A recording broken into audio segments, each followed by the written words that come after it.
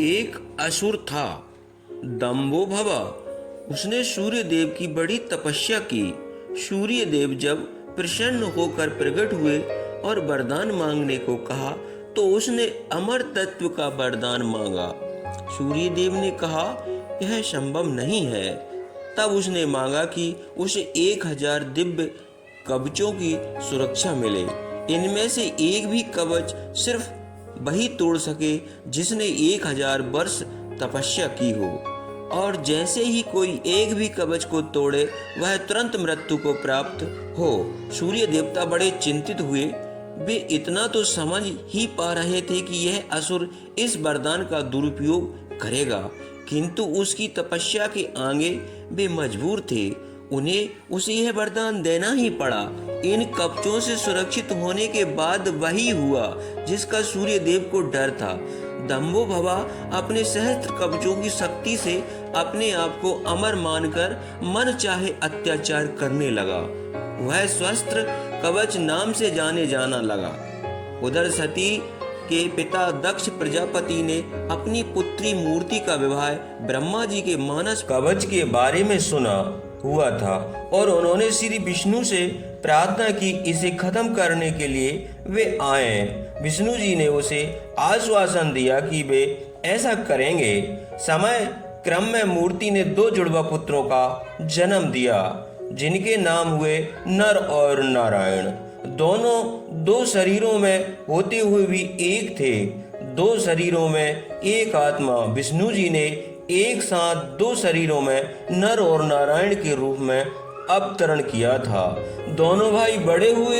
एक बार दंभोभव इस वन पर चढ़ आया। तब उसने एक तेजस्वी मनुष्य को अपनी ओर आते देखा और भय का अनुभव किया। उस व्यक्ति ने कहा कि मैं नर हूँ और तुमसे युद्ध करना चाहता हूँ।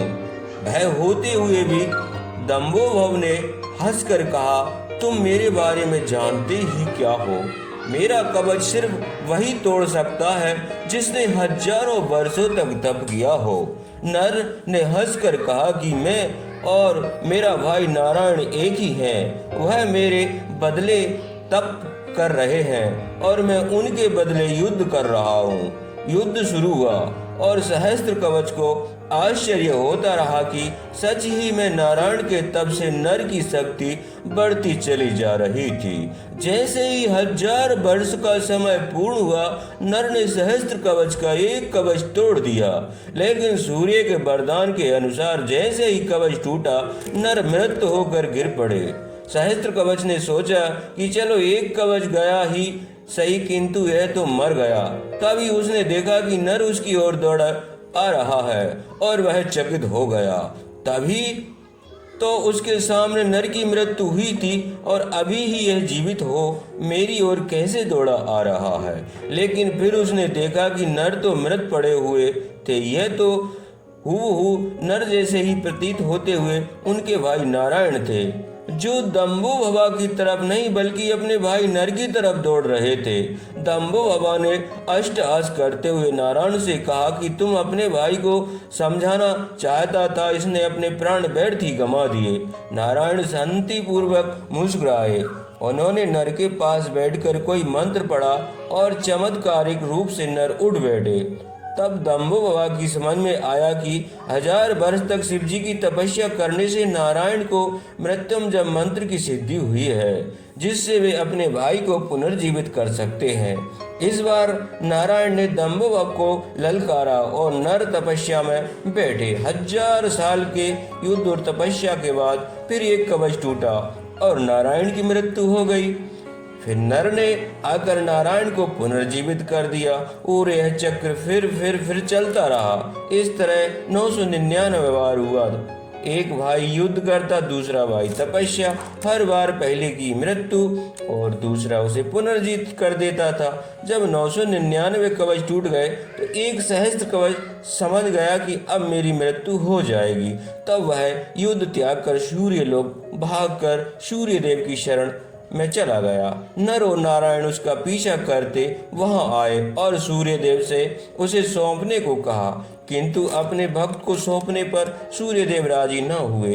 तब नारायण ने अपने कमंडल से जल लेकर सूर्यदेव को श्राप दिया कि आप इस असुर को उसके कर्मफल से बचाने का प्रयास कर रहे हैं, जिसके लिए आप भी इसके पापों के भागीदार हुए हैं और आप भी इसके साथ जन्म लेंगे।